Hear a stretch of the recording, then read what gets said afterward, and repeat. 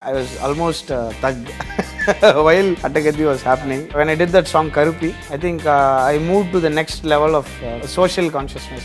I feel that when I'm at ease, I produce my best. I didn't want to get involved in a movie which had very bad social views. Hello, Santosh Narayanan. Welcome to Film Companion. First of all, I'm very happy and honored to meet you. Oh, thank you. Same here, same here. So let's begin with the 25th film, Vada Chennai. So there is a song there, Kaarkuzhal, kadavaiye. In the midst of all the casual Tamil songs, this is a konja language intense song. It's got a little formal structure and all that kind of stuff. I heard that you insisted that this song should be in that album. Why is that? You almost explained the reason. The kind of language that was used in Vada Chennai was what do you call pechuvark or the spoken language or the language that comes from the homes and the lives of people around North Chennai. So as an album, I wanted to unify different kinds of users and listeners through this song. Okay. So it was intentionally that I wanted the sound in it, and the music is used vastly in the movie, and I wanted this kind of sound in the lyric. Yeah, because the song has extensive flute usage. Yes. That's the music you wanted. Yes. And I was into playing flute a long time ago. I was very bad at it, and you learned. I learned, and I was there was a bad phase. Let's not go into it. And I always wanted to record flute in a song which will definitely justify its place. Okay. I didn't want that one BGM for the flute in a song or a good intro that keeps repeating. I wanted the flute to carry through the song, and luckily the song is about Kaarkuzhal, and I also interpret it as a flute. Right. So, right. Yeah. So that's how it happened. The song happened. Let's talk about your amazing sound. There's a kind of a deliberate harshness. It's not the exact word, but there's something that I'm getting at. And there's a kind of atonality in it. Even in terms of melody, when the melody line comes, successive phrases, there's a jump in the octave. Maybe not, they don't jump from like one note to the next note, but maybe one note to the third note or the fourth note or something like that. There's a certain, and even the singers that you use, Kaarkuzhal Kadavaiye has Sriram Parsardi, yes, which is a gentle, melodic kind of voice, but otherwise you prefer singers that typically are not, who typically are not used in certain kinds of situations, like unusual kind of voices. Where did this come from? Is this you saying, okay, I need to make my own signature, my own sound, and I need to break away from everything that came before? Or is it coming from somewhere deeper? Like this is, who you are. I think it's a little bit of both, with more leaning towards what I am as a personality. I think definitely I have this quality of listening to a song and understanding what the composer would have gone through on that day. I kind of dwell into the song, and I wanted me to reflect in the song. So okay. I'm a minimalist by nature, and I love certain artists in the world, like Nora Jones, or I loved Coldplay at one point of time, and I love Jacob Collier's jazz now, and so that kind of a sound always attracts me, and for me it's like a goal to get or achieve that sound. So all this is moving towards something, and I don't call it amazing yet, because I love every other sound that I work on a song and listen to another song as a break or whatever, and I tend to always like the other song better. So I think the harshness comes from probably me doing all the work myself. But no, I don't mean harshness in a bad way. I mean, that's the exact harshness that I'm talking about. This is kind of a tape distortion that you may talk about. Right. That definitely comes from the fatigue that happens when one person does everything. Oh. And that is a lovely fatigue. I love it. Yeah. I tried working with people on the tech part of the creation, and I've always gone back to using my original mix that I use for probably the shoot or just to show someone. That is what works for me. I also asked this question because right about the time you started, and even in Attakathi there was this, you kind of dismantled the traditional idea of a melody song, because your melody song sounded so different from what it was, and that was the time that Attakathi was Ranjith's film, Ranjith's film, and he was also this we didn't know it then, but now we see that there was a new wave of thought coming into Tamil cinema with this ideologically rooted directors who have kind of followed. You've worked with many of them so far. Do you think there's some connection between your music and the arrival of these people kind of being together at the same time? I'm actually very thankful for that, and I'm very thankful to a producer like C.V. Kumar who has brought in Ranjith, Karthik Subbaraj and Nalan in his first 3 movies. I think it's the master stroke of the century. So definitely I've waited for a long time before I signed my first movie, and I wanted to do a particular kind of sound, and exactly that is what not Attakathi is. So I was waiting to do an electronic album, and I was a bit of a DJ in a band before that, and Attakathi is exactly what I was not prepared to do, and he gave me Ranjith gave me a lot of confidence and just wanted me to go ahead with. I didn't know what Ghana was. I didn't know. We were actually venturing into folk music big time. I went and we found Anthony Dasan, one of the greatest folk artists of. We only identified. We didn't find him. He was already a huge artist. Like if you have seen Pariyerum Perumal, what he does in the movie is actually his life. Right. So I was into that zone, but I was very alien to Ghana here. But when Ranjith introduced me to all of that, I felt like I was actually born here. I was supposed to do that. And somehow, I don't know, there was a cultural change that happened in me. Even my wife often quarrels with me in a funny way. Like how I became like a method artist at that time. I was almost a thug while Attakathi was happening. So I think that influenced the kind of, even that sound that you hear in Attakathi was completely new to me. You weren't prepared to I didn't even know what it was going to turn into. Actually, the first versions were laughed at. Like when I did the first version of, say, Adi Ponavani or the love song Aasai Or Pulali, it was laughed at by everybody. Even I didn't like it. But when they shot it, incidentally, the crowds loved it. So we took it up and finished the songs. In Trichy, your parents were associated with the Ramakrishna Paramahamsa Society. Yes. And that kind of atmosphere is a kind of where you have no discrimination and equality and and things like that.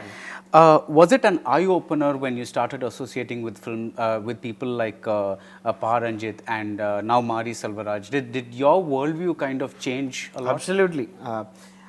I knew that I loved equality, and I knew that I will never discriminate anyone on any basis. I knew that, but people like Ranjith and Mari took it to another level because their view on society and what they have gone through, it completely affected me. And even Karthik Subbaraj, for that matter, it doesn't. You don't need to go through all of that to understand and work on it. If you see Karthik's first ever short film, it's such a what a great movie that Sri Lankan. The flight, yes. So they definitely inspire me, and especially Mari. I've celebrated his work. If you go into my social media, right. I think that's the only guy I'm like celebrating and wanting people to know that he is great and all that. Mari when I did that song Karupi, I think I moved to the next level of consciousness, social consciousness, if you can call it that. Definitely it's inspiring, and I'm always the moderator in the band, like the group of people that I work with, and it is helping me to even better mold Mari's and Ranjith's work too. So I always keep telling them sometimes they might tend to go overboard without them knowing it, because they can actually go overboard. They've achieved that and they've gone through so much. So, but I also moderate it in a little way. Okay. So it helps a lot, and they definitely inspire me. Did that also change your idea of what music should be? Definitely. So what was it before and what was it after? It was just expression, and there's a fine line between a musician and a commoner, an artist and a listener. There's always this there's a big gap, and I feel like I'm bridging that gap a lot better than before. So it's my own gap that I'm talking about. Generally, there is this connect that happens sometimes in certain songs. People they celebrate it, they love it. And I feel like it is the connectivity is a lot better after I met especially Mari. So after that, I think I worked on Kala's album, and then Vada Chennai. Now I'm working on Gypsy. So I feel like when I play it to my friends here, it's not that I just release it and then everybody hears it for the first time. I play it to a lot of my friends when I work on a song, and I feel even they have felt that the connect is getting much better than before. So it immensely affects me. Thanks to Ranjith and Attakathi and later and other filmmakers as well, your name has come to be associated with the resurgence of the Ghana song in Tamil cinema. I was going to ask, what would you say is the difference between one of your compositions, like let's say Adi Pona Avani, and let's say Deva's, because previously he was the king of Ghana. Yes. Something like Kavala Pada Desagora. Yes. I think Adi Pona Avani and Deva sir's work is almost similar. Okay. I wouldn't call Adi Pona Avani as the most natural form of Ghana. It still has its own elements of a film Ghana. Probably we can call it film Ghana and area Ghana. Right. But when you have a Nadukadalila Kapala Erangi Thallamudina or whatever Ghana that you hear in Vada Chennai, except Madila Nikira Mankutti, Yeah. that is a Ghana that is sung in real life. So even I'm very happy that this song from Meyadaman, Enga Veetu Kuthuvalakku, area Ghana, it is actually a natural form of Ghana, so which became a big hit. So I think Deva sir has done. I think he was the one who pioneered. Right. So you always have a pioneer, and then you have people who can take it up. Who build on it. Yes, Yeah. and I feel that it is now is a time when Ghana is being celebrated. I'm very happy that I met Ranjith and Kabilan and Ghana Bala actually. Yeah. And they all taught me a lot about the culture, and then I started becoming friends with people in North Chennai. Then that whole process of understanding what they like and what is actually Ghana and what kind of music is played in which part of North Chennai and what is North Chennai. We think that this demography is North Chennai, and it is not just that, and what Ghana is. It's a big realization, and I love it. So when you go and try a new type of music, whether it's Ghana or maybe any other genre of music that you haven't tried, how does it work? Do you first listen to a lot of that kind of music and then absorb it and then make it your own way, or how does it work when you're... See, generally my training in music is what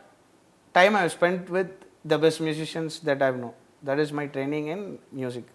So I haven't gone probably, now I'm actually have a teacher who teaches me all this stuff. But I can very quickly relate to it. I think I met people like Pradeep and some of the best musicians. They didn't tell me they were the best. I didn't know that they were the best. I didn't know what good music was. But I somehow associated with some of the... I was working as a studio engineer in Karnataka, which has Shashi Kiran, Ravi Kiran, Ganesh and Soumya from the classical music world, and they are among the best in the world. And I didn't know all of that. I thought I was a sound engineer. I was just working there. But somehow it was acquired knowledge by meeting all those people. Your rural songs are very different from the ones that MSV and Ilaiyaraaja made. Let's take Karupi. It's not as easy to sing as the older rural songs, which regardless, they may have been complex in various ways, but there was something easy to catch and sing along with, as in maybe the basic melody or tune or something like that was a little easy to sing. Are you concerned that the average villager might not find it easy to take this tune home? That is, it looks great on screen and it fits the situation beautifully, but do you worry about the afterlife of such a song after the movie, or do you see this song mainly from the urban sensibility, where you see that this is the function of the song and this is the movie it is in, and that's what it matters? I think there should be both, the best of both worlds in what I do. And Karupi definitely, because that was actually pilot track with the speakers blasting and me singing into a SM58 mic, and I couldn't reproduce it actually. Even I couldn't do it again. So that had an energy. We actually wanted somebody else to rap on it. That was just a reference. That's why you find just spoken lyric. There's no rhythmic connotations, no rhythm structure in it as far as the rap goes. Right. And that song is like, I can't perform it in a show ever again. That is like, it was an expression and I loved it. And when you talk about people wanting to relate to it, it should definitely happen. And there are a few songs where it has happened before, but this is a very good example of even me not able to produce it again. I tried recording it with better sound quality, and Mari laughed it off. So I want to consciously break away from certain structures, and when that happens, you tend to go into a zone where it might take a few years for people to probably understand the concept of it. Even I am trying to understand it. Like when you say structures, you mean like a thalam structure or something like that? No, the flow of a melody. Thalam, see, when it comes to thalam, I think we have the most complex thalam structure in classical music. So whatever you do can definitely be related to people. I think the way a folk melody is woven, and I think definitely someone like an Ilayaraja sir, he has created I think he's the best at fusion music in the world for me. Right. So what he has fused together is folk music and Western classical music. That's one of the most amazing fusions that you can hear, and it's all relatable. Yeah. But I think when he created it initially, definitely it would have sounded alien. Now we all celebrate it, and I take inspiration from it. I could do a bad job, but my inspiration is that they have created something, a new world out of their heads, and I wish to create it from what I can learn. I'm going to name a few genres of music, and I want you to name your inspirations in these genres. Rap and hip hop. Currently, I love Kendrick's work a lot, Kendrick Lamar. Hip hop, I loved Babyface, his R&B, and Usher's work with Babyface. I love. I love Erykah Badu. Okay. I like a lot of rap artists. I love the earlier Jay-Z days. Of course, everybody loves Tupac. And I love his first few albums a lot. Jazz and blues. For me now, I follow Jacob Collier a lot, and of course all the greats. Blues, I don't know many artists' names in blues, but I listen to a lot of blues. Classical, Western classical. I think my interests have changed over the period of the last few years. My initial favorite was Adimus, the band, the Carl Jenkins. He was one of my most favorite in modern day Western classical music. I don't want to name the classic composers. Right. They are all great, definitely. Yeah. And I love Ennio Morricone's film soundtrack. Scores, yeah. And I love John Williams' score for all the big, like the Spielbergs and all the. I love them. Pop. Pop. Do you listen to pop music? A lot of pop music. There's a Coldplay. Like I can sense some alternative rock. Yeah, yes. yeah. Like probably I think he's the most known alternative rock band in India. So anything alternative might sound Coldplay-ish to people here. Yeah. And that's this chord progression that I love. I love what Bruno Mars is doing in certain songs. Okay. Like the uptone funk, and I actually love. I would call Jacob Collier a popular artist for just to at least help him become more popular for what he is doing. And I loved the earlier days of Ed Sheeran. He was amazing in his first few albums. He was still independent yet popular. And I love Adele. Yeah, he's a mega star, and he's gone into that zone of sound now. Yeah. Adele. I love Adele, and I love Nora Jones. Okay. They're still independent yet popular. I love that space. I heard that when you create a song, you try to listen to it from all kinds of speakers, from the lowest end to the most sophisticated speaker. Yes. How does that help? It always, everybody does it. If you talk to any tech guy, he'll definitely want to listen to it because today's the most used format today is cell phones. Right. It's just you don't even turn your phone nowadays. Just play it on YouTube and you just listen to it on any mobile that you have. So sometimes when you work on a super professional studios environment, sometimes you tend to miss out the fact that some certain elements are not even going to go and actually meet the end user. So sometimes it is always good to have one element of the song which can play in all speakers. That is, for me, for me the lyric is very important. Right. If you have heard my songs Yes, over the yes, years, yeah. you always tend to understand the lyric. So if for that to be heard in a phone, you need certain things to be compromised in the song. So that's why my music is mostly minimalistic. Okay. So when you have a certain frequency range clashing with the vocals, it's definitely going to drown. One of them is going to drown. So, and I am a very big fan of mono mix, and all my mixes are mono compatible. But that's a world where I think there'll be probably 1,000 people actually listening to it in that point of view. But I love it. For me, it's a personal. But what is more important, that the song sounds good on a phone, or it gives the effect in a theater with Dolby speakers or whatever? I think the best possible scenario is the soul connect that happens with even the smallest of the devices, and it will definitely amplify when you play it on. And we should make sure that all this technological advancement and improvements doesn't actually bring down the soul of the music. I always, whenever I go to a mix for the, when I go to the final mix of a movie, I always only watch it as probably as a sound director. I never sit there as a composer and want to increase this music or reduce, and taking pride in actually asking them to reduce the music. That is not how it works for me. I make sure that the soul of the movie is brought out in the best way.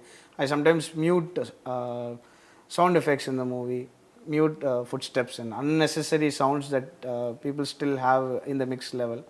So for me, very few So songs the have. sound mixers hate you. No, actually, they actually love me because I have my own way of uncanny way of making them think that it was their decision. So I hope they don't watch this. See, now after this interview, they're going to know. But yeah, it works. But only when it develops something, I'll make a change. Okay. So I think what you asked is the greatest mystery of all time. So for everyone to like it. Right. And still being technologically great, and Right. that's why I love artists like Adele. They're popular, they make good music, musicians love it, and everybody likes it. That's the space. Like That's all these greats that you mentioned have done it, like for thousands of songs. The bigger the star, the more opinionated the fans. So when you're making a movie for a Rajnikant or a Vijay, do you have this extra pressure on you that it's not enough if I just make a good song, but it should also be a big hit song? Is that pressure there? No, I take up no pressure that way. Okay. Because I feel that when I'm at ease, I produce my best. If my best is not good, they'll definitely reject me. That's how I look at it. I cannot do better than my best, and my best could actually be very bad. So that's how I look at it, and I make sure I get the maximum freedom. And with the movie like Kabali, I had the maximum artistic freedom. I could explore, and even with Kala, I could explore my artistic freedom. I think it's always the expression of your freedom that actually lets you make songs. And I don't. If you can calculate a hit, and I think you can be the most successful person in the world, I don't want to go into that. Okay. And I don't even see. I'm on the social media looking at what people want and stuff, but that is a collective and it's a long process. I don't want to listen to people and make one song. Sometimes I ask for people what they want in a song, what kind of sound. Probably that can be a cue, but I generally don't heed to all those pressures. How do you pick films? Like, I'm sure you're offered a number of, like, let's say you're given 10 scripts. What is the thing that makes you say, okay, I need to do this film? 5 years ago, it was different. I wanted to work on something that excited me and something that wasn't the sound of my previous films. That's how I picked up my initial. If you look at, I think, Attakathi, Pizza, Soodhu Kavvum, Kukku, Jigarthanda, Madras. So this all. The problem was that many people didn't know that the same composer composed all this. That was my problem after that. But still, it is a problem because they all sound very different. After one point, after I met people like Ranjith, I actually met him much before that, but when I became socially more conscious, like I told you before, I started choosing films based on their merit, their social point of view. I didn't want to get involved in a movie which had very bad social views or misinformed views on women or whatever. Because as India is still one of the countries where equality is still a major issue. So I look at those aspects, and definitely the aspect that I don't know, I should get excited, I should like it, because while doing Kala, I was doing Pariyerum Perumal and Meyadaman. So I think those scripts excited me a lot. I somehow liked the quirkiness of the script in Meyadaman. I love the soul in Pariyerum Perumal and Kukku.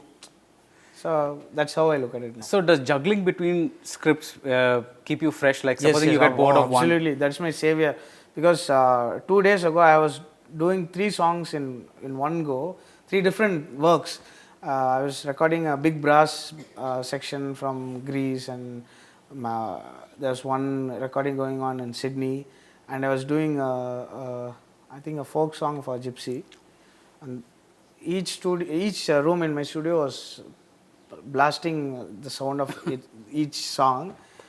If I had been doing anything else, even if I was doing a similar work in any one of the rooms, I think I would have gone bonkers.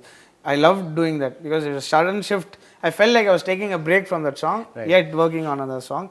And that kind of a pressure somehow brings in, you were talking about me consciously being very complex with my, those kinds of pressures somehow bring a good connect in my music. That's what I found out while I was analyzing myself. Right. So I tend to create those pressures. Okay. I love it.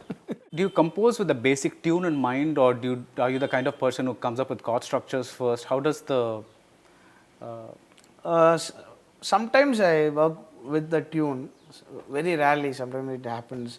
Once I had a tune in my dream, I started playing, it was rubbish. So I thought it was one of the most amazing tunes, and I started playing, and my wife was like, "You are singing this all night long." I said, "No, please, let's not do it again."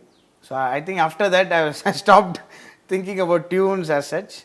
But I think it's still an expression. I like to sit on the piano, work on a tune while I sing it. Sometimes it happens together, and then sometimes it happens, I ask for the lyrics first.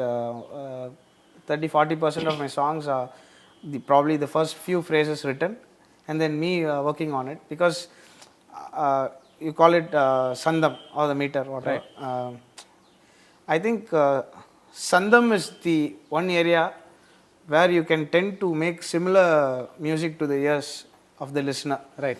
A similar sounding meter will make people think that it is the same tune. It has happened in many thousands of songs from before.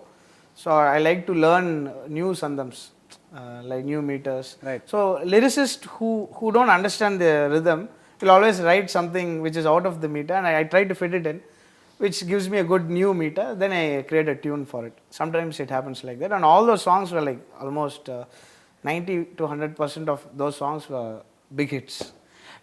I was going to ask you this since you brought it up now. Do you work with lyrics first, or do you make the tune first and then get lyrics? Mostly it is tune for one portion of the song, and a hybrid work happens mostly. Okay. Sometimes the lyric happens first. The first few lines happen first. Do you feel that the need to experiment or do something slightly different with every song? Let's say you got a script like Sindhu Bhairavi today. Yes. Would you be comfortable doing pure classical songs for that? Definitely. And actually, me shying away from something is not how I am actually doing it. I am actually trying to work with the most natural form of it. That's how I am looking at it. I think I am only going back to the roots. I am not trying to... Sometimes me working with Gana Bala for a song like Dinakida, like asking him to sing in a bluesy way, maybe that could be an experiment, but still that form of music is still retained. Blues is retained in that song. Probably I am only experimenting with the kind of singers and the kind of, probably some certain times as kind of sounds. But otherwise I only search for the root of the thing, and that's why my favorites of all time list keeps evolving as I learn more and more. See, I think that this artist is the core of that style, and then all of a sudden either my daughter or someone who is very well versed with certain kind of music, they introduce me to the root of the the style, then I become a big fan of them. So I don't think I'm actually doing new stuff. Okay. Let's talk about background music. In Iraivi, there is a scene where Vijay Sethupathi kills the producer, and you have a very operatic kind of score there, with a human chorus and things like that. How much of that is your idea, and how much of that is the director's input? I think that scene, there's no reference for that, if I'm remembering right. Uh, See, we have certain tastes in music, and we love certain forms of music. And for me, background score is the one area where I can play around with it and create what I love. So initially, in my earlier movies, it happened like I wanted to use the chance to do what I like and showcase the world that this can be done. But later on, it becomes more organic when you keep learning. I think it started in Cuckoo, I guess, for me personally. I started doing it in a more organic way. In Iraivi, we had a blast because for me, that portion in the movie is one of the most I find I look for dynamics in the movie, and it is the most it's the loudest part of the movie in terms of visual. Right. Because only when that, and there's another, I think I can reveal the story. It's been years. Yeah. When Bobby gets killed, Yeah. those two are like the dynamic highs in the Yeah, movie. yeah. So then we look for what kind of sound we can produce for those scenes.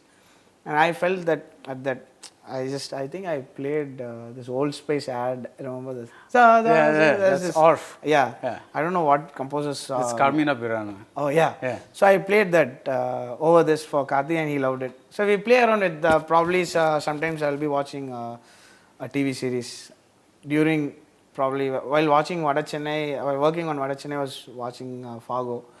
So that influences me. We take inspirations when we like something, we just run quickly to our own movies and try to find a space if it fits. So that's how I think that happened. We keep our mind open to what kind of sound we should use, and sometimes directors and sometimes these editors these days, they give amazing cues for background scores, so that helps us. Okay. One thing we keep hearing about musicians is they burn out quickly because sometimes this happens a lot more in the West than here, but because of substance abuse. I hear you're a teetotaler. Yes. So you've Why never... do you laugh? Do you find No, it? no, I'm just like, oh, with all this music, you really expect me to believe you're a teetotaler? No, I'm just kidding. No, but I'm saying, I know, how does that help? Because, because there's this image of, all these great rock bands in the 60s and all that, they did LSD and they did all these things and they used that to fuel their creativity and all that. And, is that just a myth, or? I think you hit the nail on the head when you said image. That is the actual answer to your thing. And I think I've spoken about this at a few places, and I'm honored to speak about it again. I actually did an experiment with some of my good friends. Okay. Who are getting into substances. I don't want to name them. Can you name the substances? I can't name either. Okay. Neither my friends nor the substance. Okay. But they thought that they're actually very creative, amazing musicians, and they thought that it was better with their music was better with substances, and they actually, both of them, I took two of my friends, both of them thought that they actually did better stuff, and I actually started to believe them, and I did a small experiment. How old were you when this happened? How many years back? Early years. Early years, okay. Probably as soon as I started movies and Okay. stuff like that. They actually tried using the substance and then creating music, and I recorded the whole thing. For me, if they can't make good music with when they use substance, nobody in the world can do it. That's how that's how well I regard them. So they did it. I recorded the whole scene. I did a video. I recorded the music. It was probably the worst piece of music I've ever heard. Not from them in my life. Okay. I've never done such stuff even in my... I was very bad. 10 years ago, I was one of the worst musicians in town. I did better than that, actually. So, after that, even they have almost stopped it. Out of shame, they stopped it. But I think they actually loved what it did to them.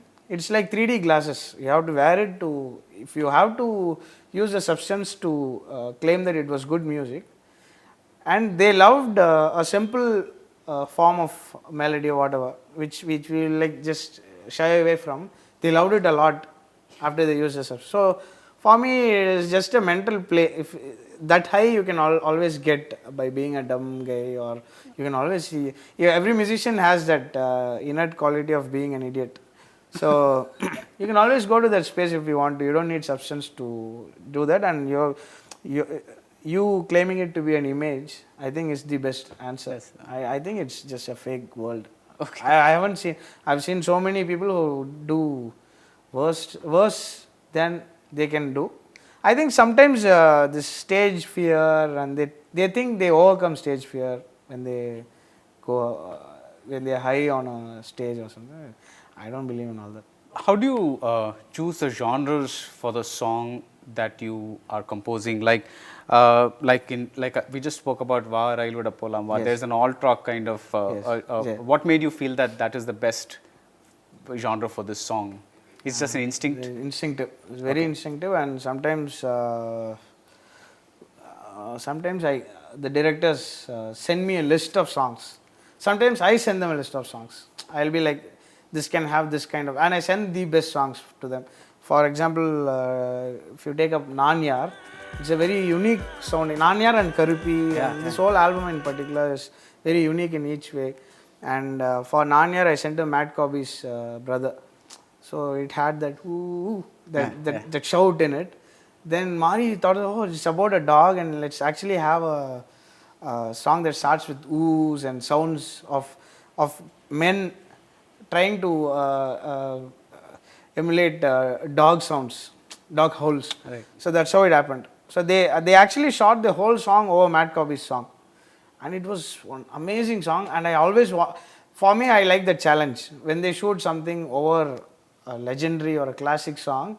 You already have a big task ahead of you, and I love that. Okay. So I wanted to match the soul of the song by not being similar to that song. So what I'm trying to emulate a Matt Cobby with the Nanyar with my own music. So when somebody probably listens to it without knowing all of this, sounds unique. Maybe that's how it is done. And how do you choose your singers? Because you have a particular set of singers that you kind of love, and they work great. But have you ever felt that you wanted to at least do one song with a more established or senior singer or something? I think I've started doing that with even with Sriram Pathasadi has been a good friend of mine for over a decade now, and even people like Hari Charan has only sung twice or thrice for me. There's so many amazing. I've Shankar Madhavan, he has sung in Kala, and Vijay Prakash has sung. It's slowly coming in. I wanted to. Generally, I'm very shy, to be honest. I can't call someone and say, "Can you sing for me?" I feel a little low at that point about the song. I would have sung the tune. I am very shy about showing my initial works. I was shy, but after this Karupi thing happened, it has gone out of my system. I'm like, it's okay. It's just expression. If you don't like it, it's okay. That's how I am now. But so I think that was one major reason why I was always recording, and I was recording with some of the most brilliant singers like Pradeep and Sean Ralden and in fact, for Cuckoo and all, I don't think another voice would have worked. It was just so, because they were also involved at every level. So when I do the tune of a song, I make sure that it is in their comfortable range. Right. Then I ask them to sing that tune, and I tend to work around the tune according to the singer's range. So it is more or less, I become like a tailor. I have the tune, and then for a song like Unave Nammarundu in Sarvasundaram, I had a tune. I knew that it was within the scope of Manda or something. And then I worked with Anjani Gayatri. Then they developed it. And I worked with Anantu. Then they developed it further. Then we go into the dynamics of it. That's how it is formed. So you feel like the singer is at his comfortable best in my song. Because we put in that effort. Not too many songs of mine have had just a tune and people just coming and recording the same tune. It never happens. ஒரு stage ஷோலயோ இன்டர்வியூல எனக்கு சரியா தெரியல, or maybe it was like a TV show. நீங்க சொல்லிருந்தீங்க Ilaiyaraaja and Rahman are like my parents. அவங்க ரெண்டு பேரும் பண்ணாதது, things that they haven't done, there's nothing that they haven't done. But I don't know why not many people seem to speak about MS Vishwanathan. So I'm really curious, what are your thoughts about MS Vishwanathan? இது MSV வந்து இவங்க 2 பேருக்கு அப்பா அம்மா அந்த அவங்களே அதான் சொல்லுவேன். ஃபிலிம் மியூசிக் எடுத்திங்கன்னா it was more vocal driven, tune driven up to MSV's era, and we have some of the greatest tunes that can ever be conceived, and it had everything. I actually started venturing into MSV sir's zone after I met Ananthu. Ananthu was with MSV sir for 15 years. He is a blessing for the music that I'm making now, and he always talks about sessions and what the actual tune was and what options were there. It's such a great honor knowing what this man has done, because they had very little to do with the backing. Right. For him it was just the melody, and then Ilayaraja sir came, and he started infusing western classical, and he started getting into folk and classical music. It was a completely new era. And then Rahman sir came, and he started infusing new sounds, and he went into this world fusion and recording things better with new technology that came up. And I think for me, MSV sir is one of the greatest inspirations for the, I think the entire Kala album and Vada Chennai, this Vada Chennai theme, that how with Ananthu and the King of the Sea theme and Kannamma from Kala. These are all my tributes to one of the greatest, I think, greatest composers. He would just come up with tunes so fast. Ananthu was actually the person who would sit and note down everything that because he himself forgets it, and he can keep making tunes at will. It was an amazing thing.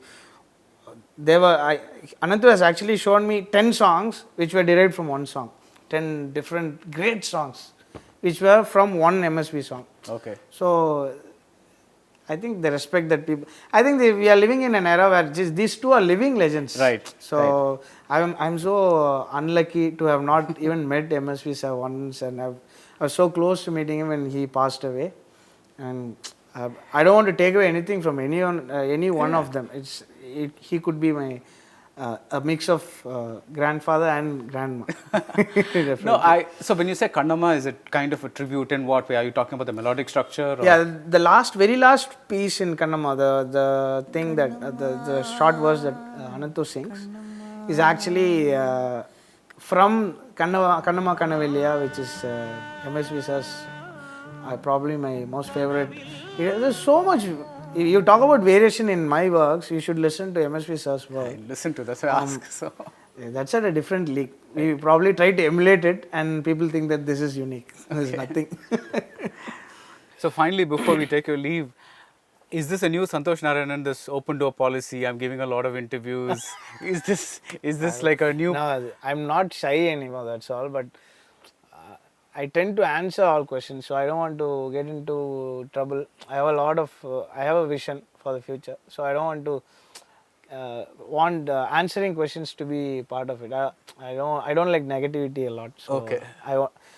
I wish every interview that probably every discussion that I make is as positive as this one. Okay, thank you. That's good. I've loved what I have done before, but I tend to try to answer at least to myself. So I think that's a waste of energy.